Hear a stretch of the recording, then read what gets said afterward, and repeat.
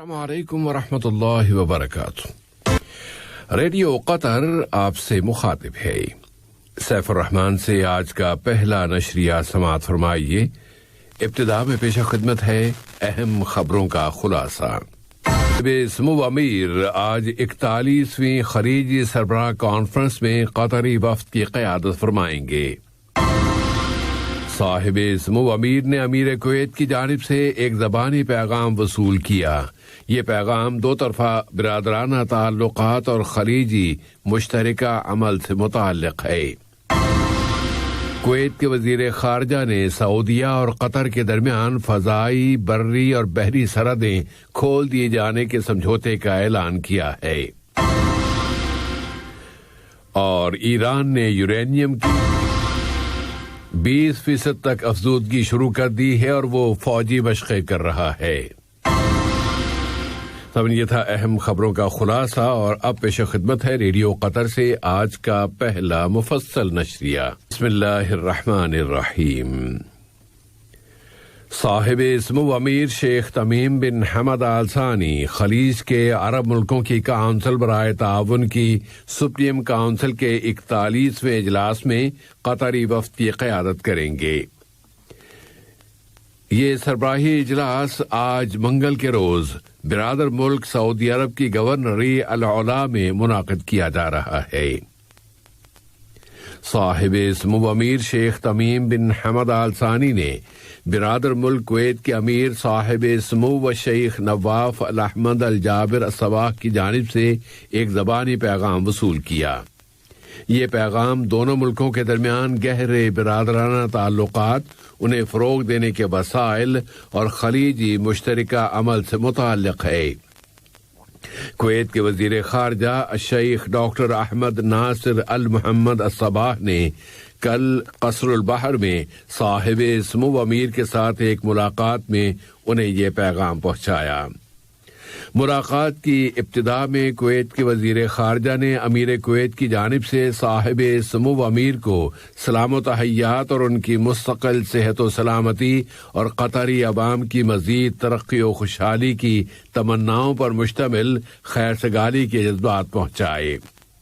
صاحب سمو امیر نے بھی اپنے بھائی شیخ نواف الاحمد الجابر الصباح کے لیے خیر سگالی کے جذبات کویتی وزیر خارجہ کے سپرد کیے۔ ان میں ان کی صحت و عافیت اور برادر کویتی عوام کی ترقی و خوشحالی کی تمنا کا اظہار کیا گیا ہے۔ نائب وزیر اعظم و وزیر خارجہ شیخ محمد بن عبد الرحمن آل ثانی سے برادر ملک کویت کے وزیر خارجہ شیخ ڈاکٹر احمد ناصر المحمد الصباح کی ملاقات میں دو طرفہ تعلقات و تعاون اور مشترکہ دلچسپی کے موضوعات کا جائزہ لیا گیا ہے۔ خلیجی بحران میں ہونے والی امپروومنٹ اور اسے حل کرنے کے لیے ایک اہم پیش رفت میں کویت کے وزیر خارجہ الشیخ ڈاکٹر احمد ناصر المحمد الصباح نے کویت ٹیلی ویژن پر دیے گئے اپنے ایک بیان میں اعلان کیا ہے کہ قطر اور سعودیہ کے درمیان گزشتہ رات سے فضائی، بری اور سمندری سرحدیں کھول دیے جانے پر اتفاق رائے ہو گیا ہے۔ اس اہم اعلان کے بعد اور اہم امپروومنٹ کے بعد اس پر تبصروں اور خیر مقدم کا سلسلہ جاری ہے۔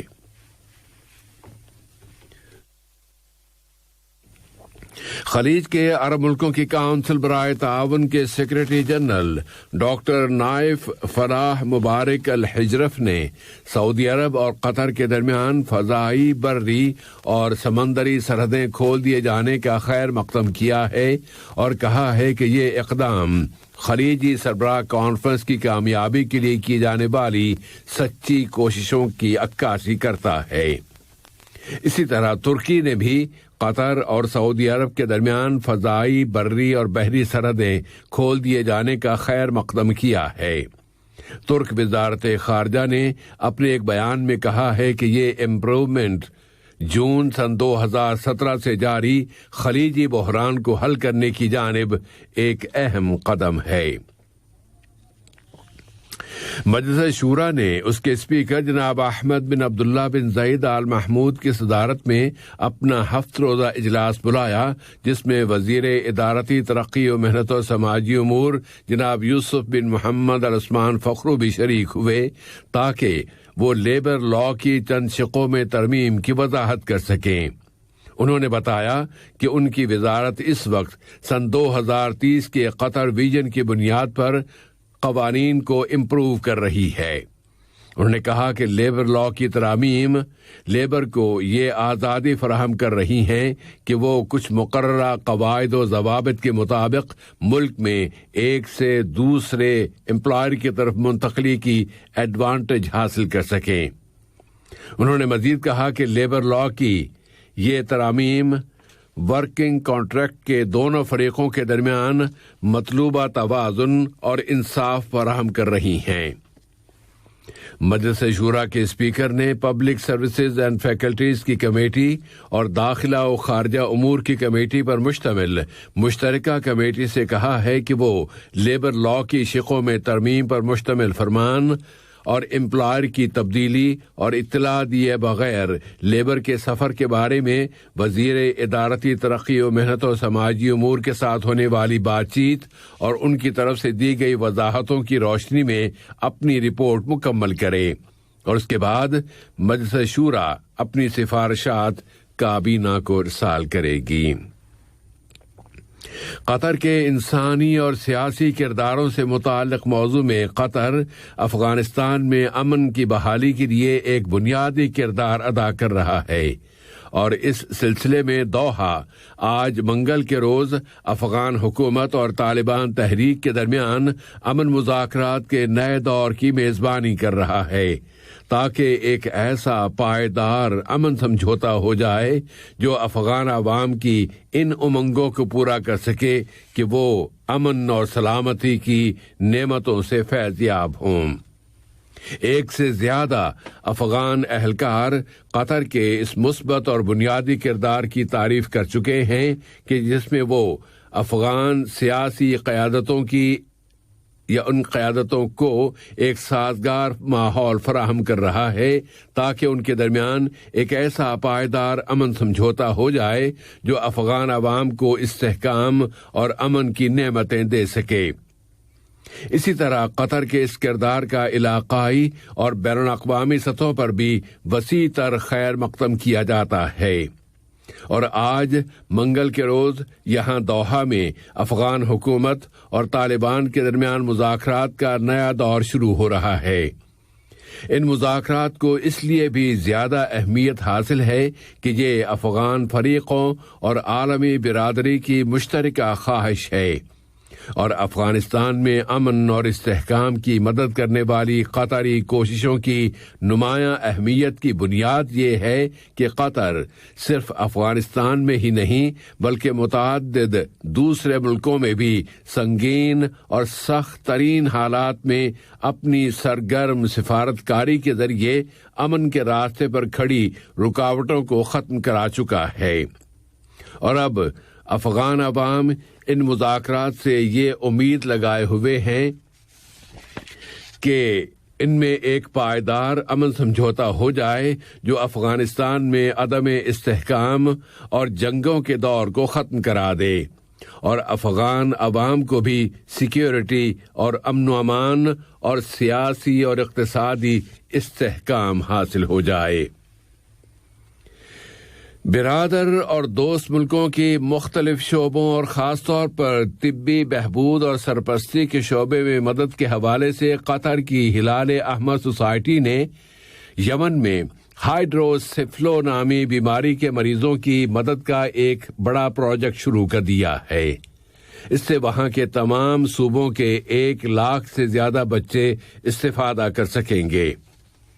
قطری ہلال احمر سوسائٹی کے مشن میں پروجیکٹ ڈائریکٹر جناب محمد الشمیری نے بتایا ہے کہ قطری ہلال احمر سوسائٹی نہ صرف آپریشن کے شعبے میں مدد فراہم کر رہی ہے بلکہ وہ دور دراز کے علاقوں میں آباد غریب اور نادار فیملیز کی مالی مدد بھی کر رہی ہے۔ اور کورونا کی اس وبا پر قابو پانے کے لیے قطر کی عالمی کوششوں میں قطر الخیریہ بچوں سے متعلق اقوام متحدہ کی تنظیم یونیسیف کی شراکت کے ساتھ پاکستان میں کورونا سے متاثرہ اسکولوں میں پانی کی فراہمی، سیوریج کے انتظامات اور صفائی کے شعبے کا ایک پروجیکٹ نافذ کر رہی ہے۔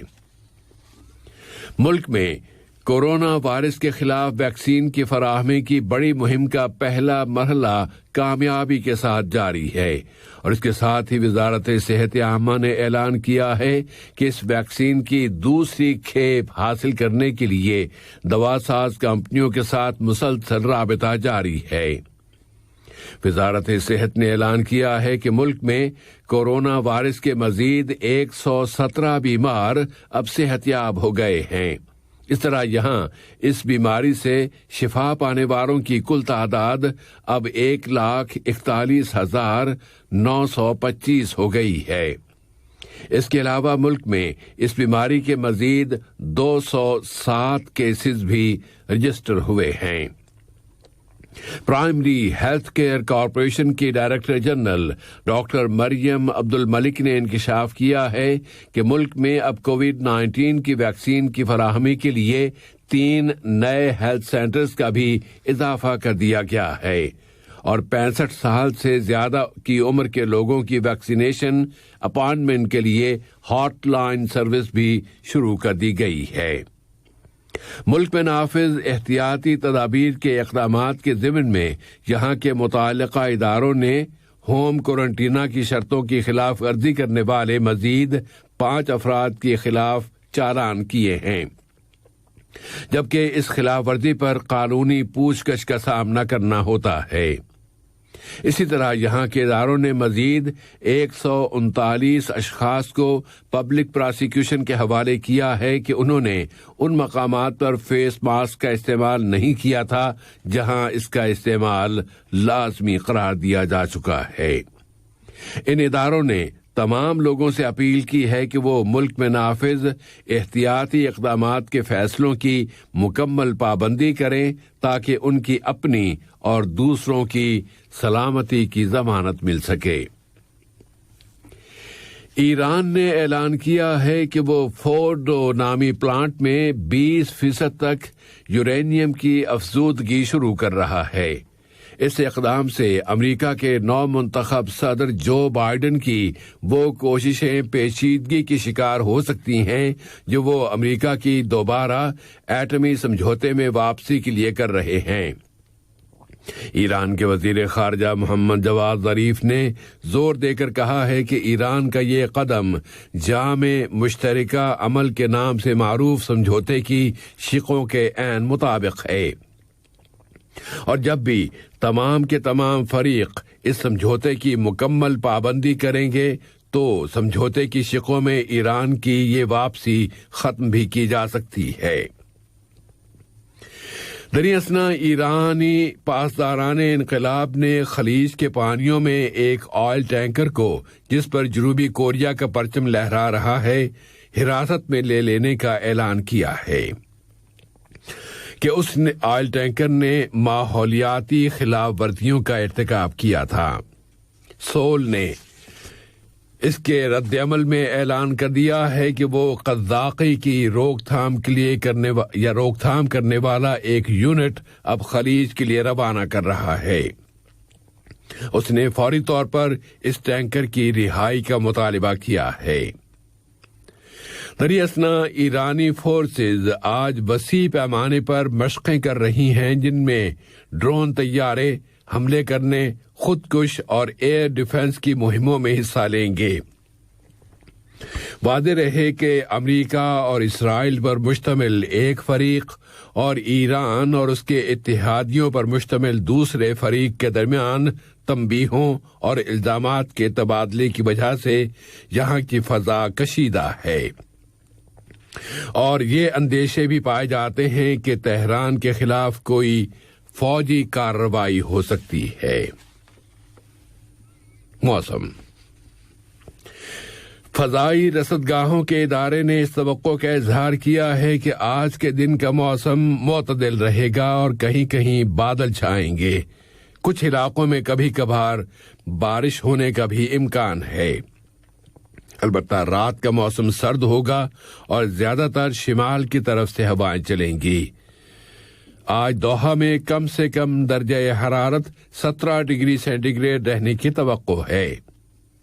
کچھ دوسرے عربی اور عالمی دارالحکومتوں کا درجہ حرارت اس طرح ہے: مکہ مکرمہ 22 degree centigrade, Kuwait 13، Beirut 19، London 3، Berlin 2 اور نیو یارک کا درجہ حرارت ہے 4 ڈگری سینٹی گریڈ۔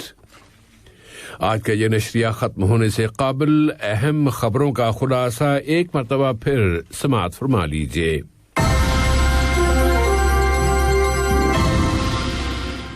صاحب سمو امیر آج 41ویں خلیجی سربراہ کانفرنس میں قطری وفد کی قیادت کریں گے۔